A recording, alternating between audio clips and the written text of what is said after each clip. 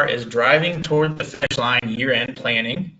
This is Tom Wolf with Brady Ware. A little bit about me. I've worked with dealerships all over the country for the past 20 years, both from an operational and financial standpoint, and I'm excited to share some information with you today.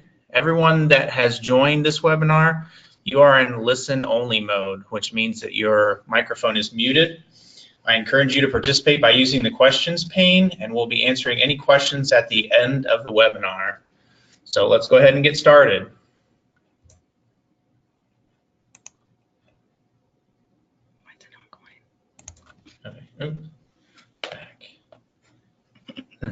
Okay, today's agenda. So I kind of look at this as a multi-point inspection that you would have in your service departments. So trying to cover a lot of things from a high-level standpoint and talk in some generalities about some things that you want to take care of at year-end. First thing we're going to look at is accounting records, and we'll talk a little bit about tax planning, and then finally some tax reporting and compliance issues as well. So let's go ahead and jump into the accounting records. So again, this is your generalities. A lot of you that are on the call, you're probably doing a lot of these things already. So this serves as just a quick reminder to make sure that you're not forgetting anything. So we'll start with the bank reconciliations and kind of go down the balance sheet. Hopefully you're all doing monthly bank reconciliations. The one thing you want to look at here are unclaimed funds, making sure that you have, if you do have any checks that are aged over a year to individuals, that you're reporting those on unclaimed funds.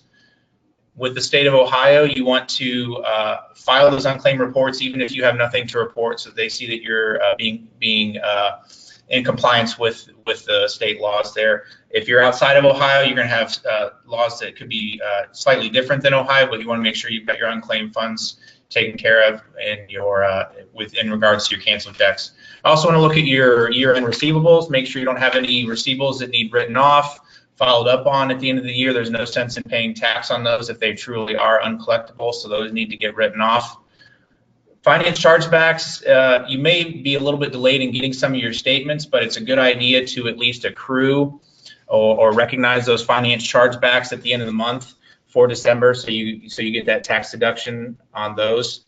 Hopefully, if you are getting some significant chargebacks on your finance reserve statements, that you are recomputing them. As I'll say in this a couple times in this webinar, the banks do make mistakes sometimes, so hopefully you're recomputing those chargebacks before those get paid. Vehicle inventories, just kind of a good idea to go through, and hopefully you're doing this on a more regular basis than once a year, but doing a physical inventory of your vehicles. Not all your vehicles are on floor plan. So you want to make sure you've got all the vehicles that your accounting schedules say that you have, and you follow up on any discrepancies there. Other thing with that relates to new vehicles mostly as well is the LIFO provisions. You want to make sure that you have your LIFO estimate recorded in your December statement. If you're a calendar year end, you are required by the regulations of LIFO to have a LIFO estimate recorded in your 12th month dealer financial statement in order to stay in compliance. So you don't want to lose that LIFO reserve by being out of compliance. And again, many of you know that already, but just a good reminder there. Prepaids, those can be, as we all know, a dumping ground for a lot of adjustments, things we're holding off until year end. 13 period adjustments, so things that can kind of become a dumping ground there. You want to track those, make sure you expense anything you can, and really clean up that account to make sure you know exactly what's in there, because I'm sure your accountants will be asking you to do that anyway. So it's one thing to get a good head start on. On the floor plan reconciliation, again, hopefully you're doing these reconciliations on more than just a quarterly or annual basis. I do encourage all my clients to do floor plan reconciliations on a monthly basis. Again, the bank does make mistakes. Cars show up on floor plans that maybe shouldn't be there. In transit units are key here, especially at year end, because you want to make sure and you are able to include those cars that are in transit from the factory in your year end LIFO calculation. So if your accountant hasn't asked you for that, you want to make sure and get those invoices at year end, pull down those invoices from the manufacturer, even though they're in transit, and you can include those vehicles in your LIFO calculation at year end to get that additional benefit. So that's something to look for as well. Capitalization policy. With the fixed assets, you want to make sure you're optimizing that. We'll talk a little bit more about bonus depreciation in Section 179 later in regards to your fixed assets, but you shouldn't be capitalizing fixed assets that are a couple $100 or $50. We see that a lot of times. There is a capitalization policy that you are able to adopt for a company that does not require an annual audit. You can expense items under $2,500. And if you are a company that receives an audited financial statement, you can expense items up to $5,000. So you want to take advantage of that, and that's in addition to what you're able to use for bonus depreciation in Section 179, which we'll talk about later. So that's one thing to keep an eye out for, and just clean up any repairs and maintenance or small assets that have ended up in your fixed assets account over the year. While you're in there, you probably want to take a look at your fixed asset listing in general. You don't have to do maybe a complete physical, but if you see a computer screen that's on there from 1983, it's probably best to go ahead and write that off and get rid of it. So kind of just do an overall check as to your fixed assets and if there's anything that you can dispose of or that's been abandoned, and kind of clean up those reports as well. A little bit from a fixed ops standpoint and other inventories. Parts physicals are always key to do at the end of the year. Hopefully you're having those done by an outside firm to get the best independence there, and they'll help you reconcile back to the accounting records, both for the parts as well as your gas, oil, grease. Those inventories we've seen recently can get out of whack if the oil and gas aren't getting costed out correctly on the ROs, and so the accounting can be a little bit different than what's showing back in the service department. So that's something to get a hold of, as well as your work in process. If the labor rates aren't being costed out correctly on the ROs compared to what the techs are being paid, that can lead to problems in work in process. So you want to just kind of clean up some things there, make sure things are working correctly. Your accountants are going to be asking you those questions anyway. If you do have special tools, it's a good time to take a physical of those special tools. Sometimes those can end up leaving the dealership unexpectedly, and so it's a good chance to go through your special tools, take any write-downs that you have or write-offs for tools that are no longer there, and it shows people that you are making those checks and looking around to make sure that the assets are still there that the dealership has purchased. So moving on to the next slide.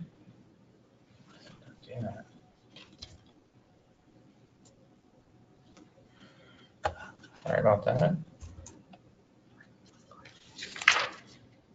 Sorry, just moving on to the next slide, which we'll pull up here in just 1 second. Look, your demo inventory. These are vehicles that are driven by salespeople, your managers, and some of your owners that may be they're being driven around for business and personal use. You want to make sure you take full advantage of those demonstrators and write those down where you can, and receive that tax deduction. So if the cars are inflated in value, we write those down to their book value at year end. You can use vAuto or any the book values that are available online. We'll talk a little bit about that more in the tax planning section in terms of writing down vehicles. So also just want to look at your standard accruals, real estate taxes, CAD tax. Make sure that you are accruing a full year of real estate taxes to take advantage of tax deductions there. Your accountant will want to see those invoices to support that. Ohio CAT tax, make sure you're accruing the fourth quarter, even if it's just an estimate before you've done the calculation. Take a look at what your fourth quarter was last year compared to the first 3 quarters of this year, and do your best to post an accurate accrual there so you take full advantage of that. Make sure to accrue your interest on floor plans. Some folks treat this as more as a cash basis expense, but you are able to accrue that interest for December on your floor plan statement. So you want to take advantage of that. You are able to also deduct employee vacations, so that can be a little bit longer of a calculation. So you want to start on that at year end. Before year end, if you can, get an idea of how much is owed to individual employees, and you are able to deduct 2.5 months of that employee vacation accrual. So you want to go ahead and start doing that calculation per employee based upon how many hours they have carried over into the next year.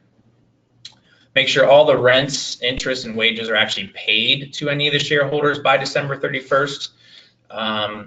So this is more on a cash basis. Since the shareholders are cash basis taxpayers, you can't accrue rent or interest or wages or bonuses to shareholders. So you need to get those actually paid prior to year end in order to deduct those. So that's a key, something key to note there. So, all right, moving on to the tax planning section, and I will qualify this to say there's been a lot of changes that we've heard about in the tax laws over the past year. I'm going to be speaking in generalities. Every situation is different and specific to dealers. So these are some good talking points, some things to consider. But again, everyone's situation is unique, so I'm not giving out any tax advice, just some questions to ask and some things to think about as you're doing tax planning, either with your CPA or Brady Ware. We'd be happy to assist if you have any further questions after this webinar, so I'll just qualify with that. The bonus depreciation for dealerships is a big limitation for this year that we've heard a lot about. In order to basically continue to deduct the floor plan interest expense, the lobbyists had to give in on the bonus depreciation. So that is a huge hit for dealerships this year. There were some ways and some things to consider to get around that. Excuse me, for 2018. There are some proposed regulations that moving that bonus depreciation to a related real estate entity if you build a new building, that was an easy fix to be able to take that bonus depreciation and real estate entity that didn't pay floor plan interest in order for the shareholders to deduct that. That is a possibility that loophole may be closed up. It is a proposed regulation right now, so we'll keep an eye on that. But bonus depreciation is something to monitor and make sure you're maximizing if you can for your dealerships. And that is, bonus depreciation is available whether you have taxable income or not. And so that's why it's the preferred over the next bullet point, which is section 179 expensing. That is $1 million for 2018. That begins to get phased out once you have $2.5 million worth of qualified additions in 2018. So that's something to note. And like I said a few minutes ago, section 179, you do have to have taxable income in order to take that immediate expensing of your fixed asset purchases for section 179. So that's something to keep an eye on. Section 199 again, this is speaking from a 60,000 foot view. This allows qualified business income on pass-through entities, which a lot of our dealerships are, to take an immediate 20% deduction on that income. So it's key to look at your business income as well as any other income you have, kind of managing that whole process and balancing that with your wages and withholdings. That's the best thing I can say, again, without getting into the details. It's kind of a balance now between how much income you leave in your dealerships versus how much you take out in a wage for the year. So that's definitely something to look at and consider how best to maximize that section 199A 20% deduction on the business income. Another thing that changed for this year is one of the key things is standard deduction did go up to $24,000 for married filing jointly tax filers.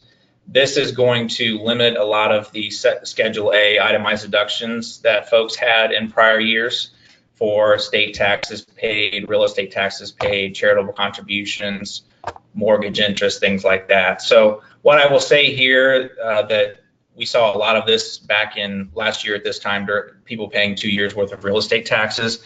That doesn't actually work because that limitation of $10,000 for your state and local taxes. What you can consider doing, and a common one, is if you know you're going to give $12,000 each year to your church or to a charitable contribution, you could consider bunching those deductions into 1 year. Instead, maybe in 2008, you give $24,000 worth of charitable contributions and then nothing in 2019. Because if you give $12,000 worth of charitable contributions and your other deductions only total $10,000, you're not going to get the advantage of being able to deduct those contributions because they're not going to be more than what your standard deduction would be on your tax return. So that's something to look at there. And as we talked about fixed assets before, cost segregation study on the new construction, if you have a new building, significant new assets or remodel, definitely want to get an approved architecture and engineering company to come in and help you cost segregate those assets into the 5, 7, 15-year categories rather than throwing that all in 39-year property. You're speeding up the depreciation on that building by moving those into the 5, 7, 15-year property where then you're able to take, in some cases, bonus depreciation or section 179 on those properties that are 5, 7, and 15 years. So definitely something to maximize there. And next slide. A couple more things. Maximizing retirement plan contributions. This is common for every year. Possibly looking at a cash balance plan as a way to maximize contributions for higher level employees, higher management employees or owners may be able to maximize their contributions by looking at a cash balance plan. Again, specific instances, everyone's a little bit unique, but it's something to consider and have some conversations about that may be applicable to your company. Another thing to consider is looking at your advertising assistance and interest assistance on new vehicles. Both for book purposes and tax purposes, you are able to defer the recognition of that income until the vehicle is actually sold. The IRS and GAAP both say that that's a purchase discount.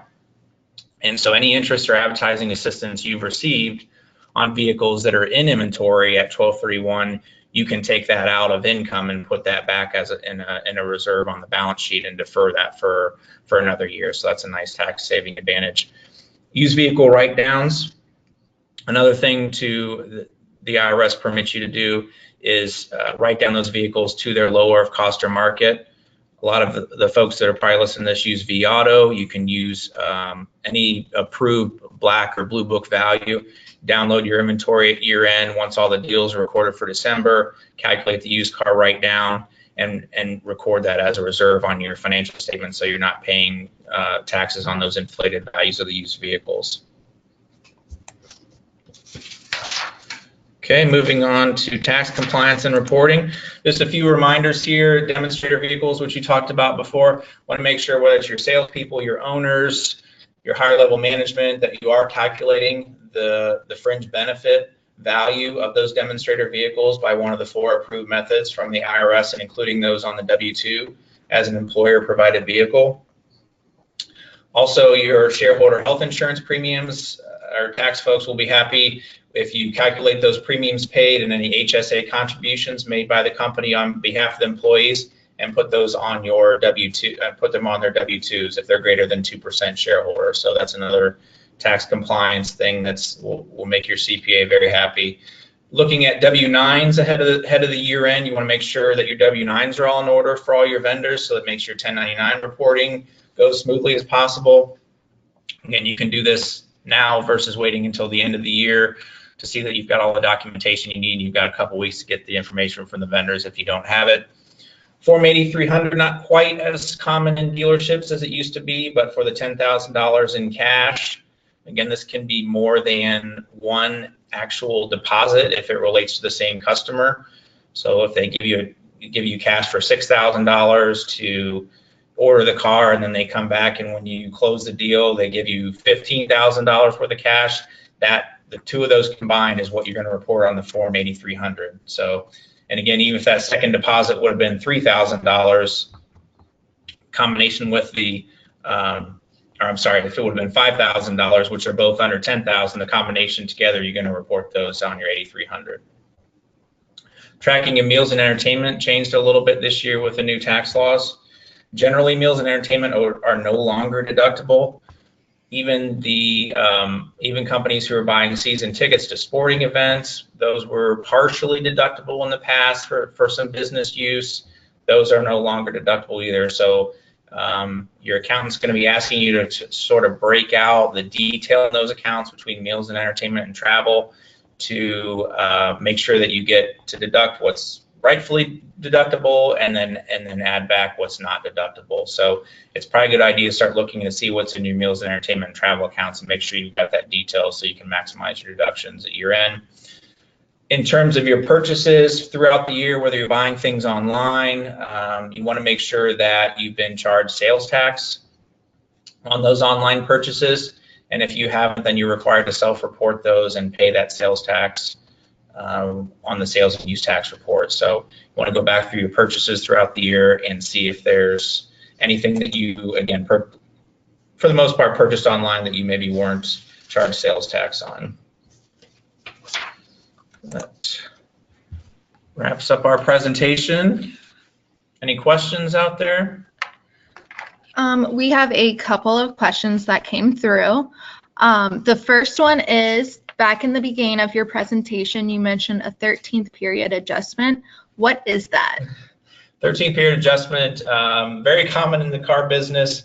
Like I said, with prepaids, there's a lot of things that management or owners don't want to see on their monthly financial statement, maybe a one-time expense or something that carried over from the prior year, something that may affect people's pay plans or show, skew something in the current month financial statement. So those are kind of held for year end, to where either on a 13th period statement or the CPA will write those off at that time and take, and move them to the proper place, whether it be a deduction or whatever. But that'll be taken care of kind of after the 12th month and after the statements are submitted to the factory. Okay, the next question is, if I record a used car write-down for the year, should I post the write-down to each vehicle?